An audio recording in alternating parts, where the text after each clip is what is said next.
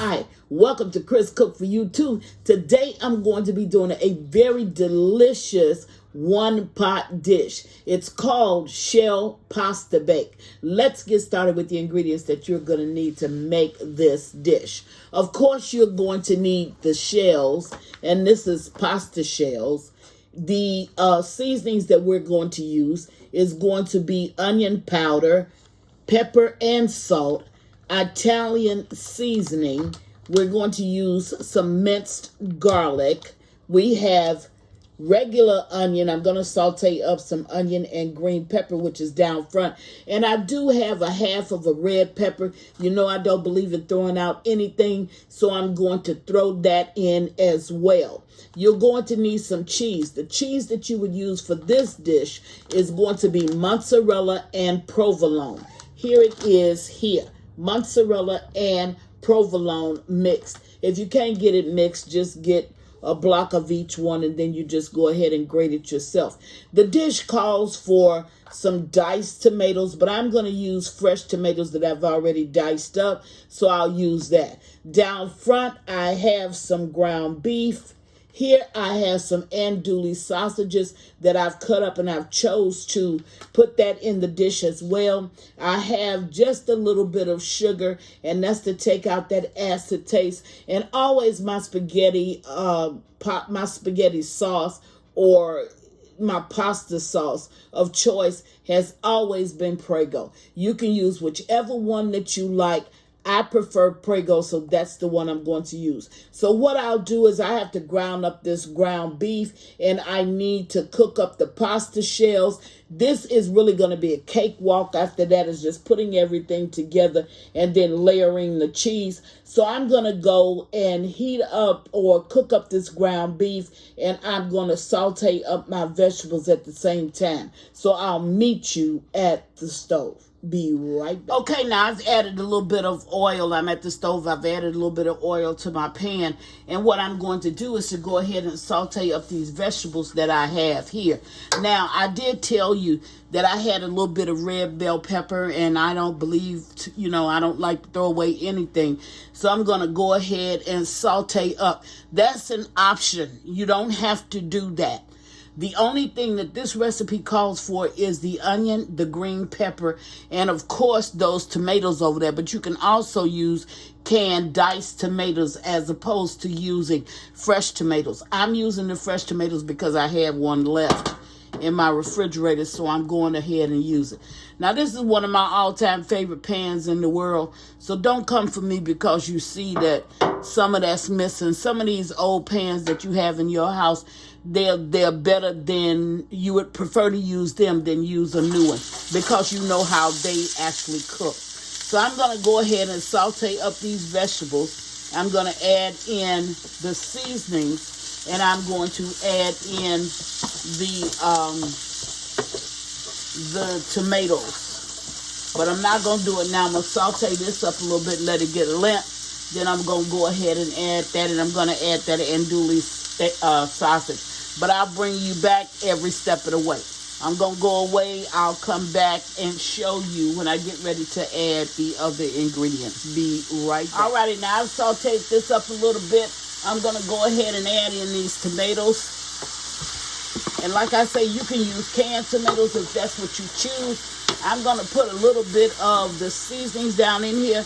And one of the reasons why I use the Italian seasoning is because the Italian seasoning will cover your oregano, your basil, your, it's a couple of more. I know it's your oregano is in there, your basil, a little bit of sage is in there, some thyme is in there, and it's one other ingredient that's important as far as the seasoning is concerned to this particular dish. But when you do it with the Italian seasoning, then you don't have to worry about adding a little bit of each one of the seasonings that I've already mentioned. I'm going to go ahead and put this andouille sausage down at this point. Now, this is an oversized pan.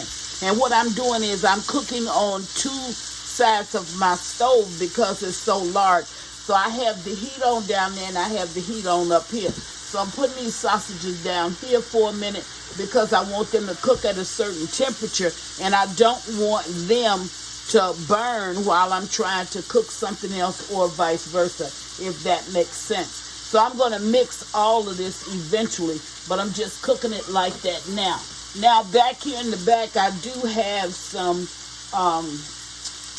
minced garlic, and I'm going to go ahead and get a spoon, and I'm going to add the minced garlic to the cooking as well. So, and that's about a tablespoon of minced garlic, and I'm going to go in and get some of this juice, because that juice is going to also help that dish. Okay? So I'm gonna mix this in a minute.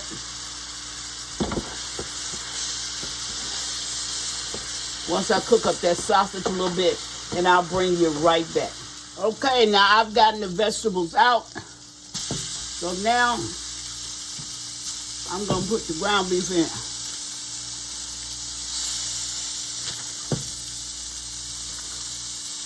And that's gonna take a minute for me to cook up. So I'm going to go away, get this all chopped up, and get it cooked up. Next time you see me, this will be brown. And I'm going to add the rest of the seasonings at that point. Be right back. Okay, before I forget, I just want to let you know the seasonings that is found in your Italian seasoning. And you have basil, you have rosemary, thyme, oregano, and a hint of sage. You also have marijuana.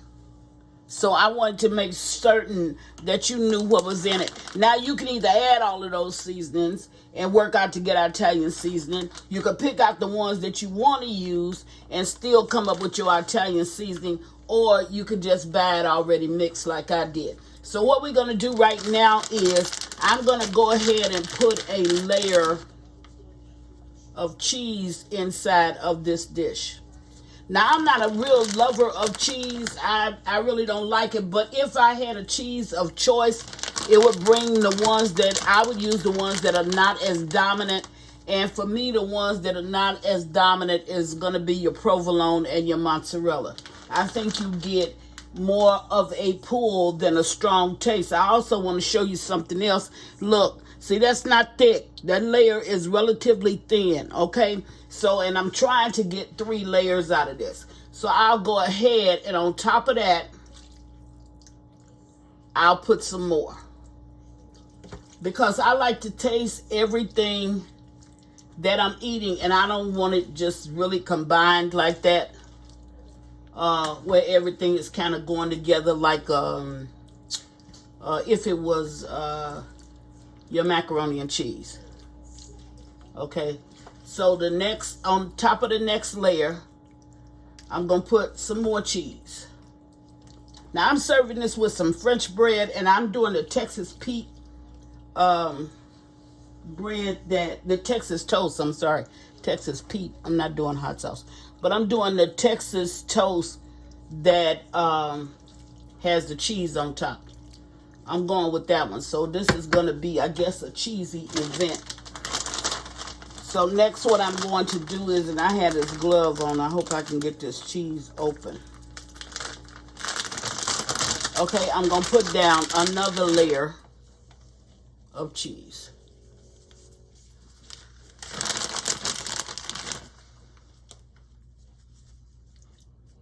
Okay.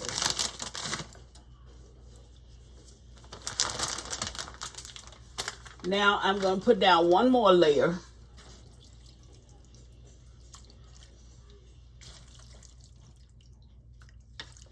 And another layer of cheese, and then I'm going to top it off with a layer of cheese.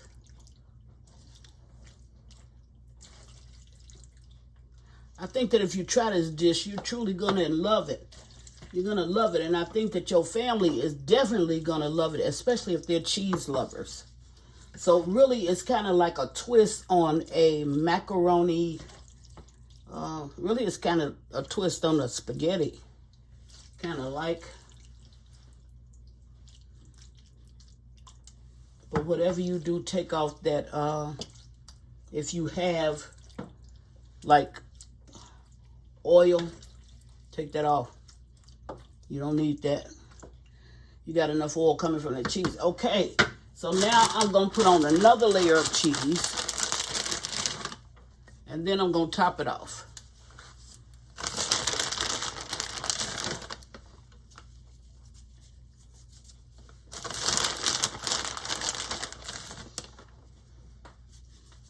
Now this is only going to take like 5 minutes in order to melt off. This is going to be melted right now because this dish is still warm. But the top, it's only going to take like about 5 minutes to melt it off in the oven. So I'm going to go ahead and add my last layer.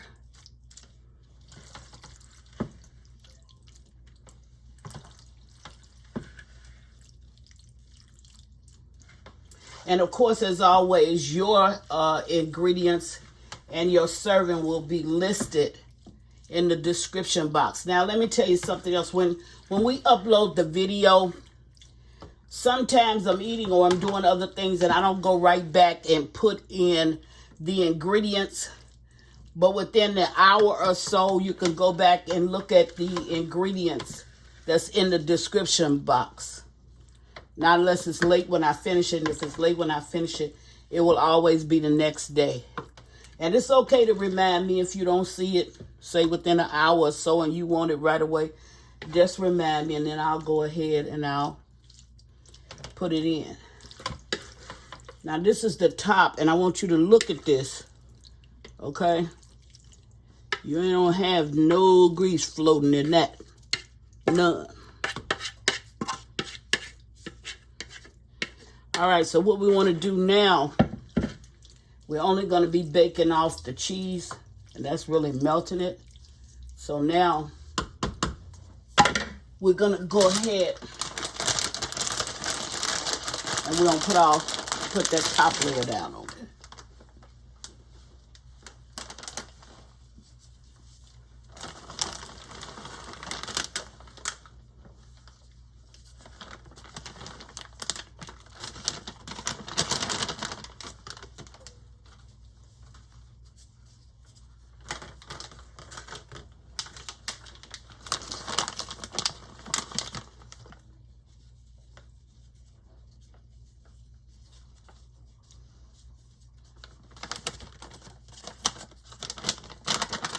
The glue is kind of slippery. Alrighty. So I'm going to put this in my oven on 375. I'm going to leave it in there roughly about 5 minutes. That's all I really do. And you want to just watch it as it cooks.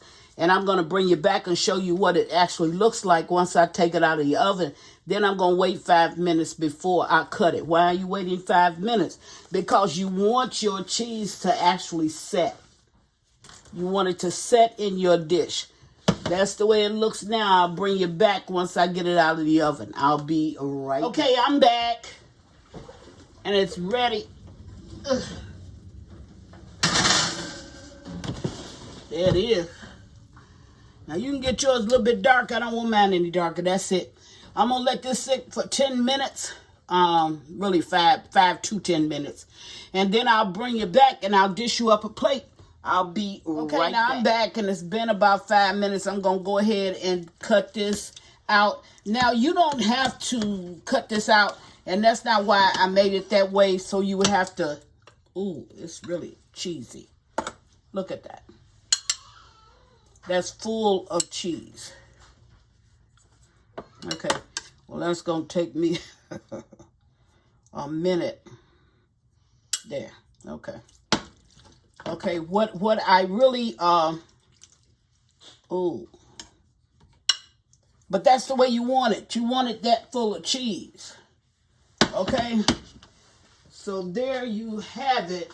And I'm going to add to that two pieces of this. Let me move this over. There you go. 2 pieces of that Texas toast, and that's the cheesier toast. Okay, I'm going to put just a little bit more of the Italian seasoning down on it. Okay, there you have it. Chris is making this shell pasta bake. I think that if you try it, you're truly going to enjoy it.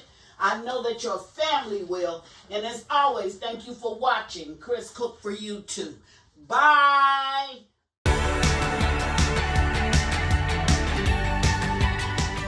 Please follow me on Instagram and Facebook at Chris Cook for you too. And don't forget to share this video. Bye.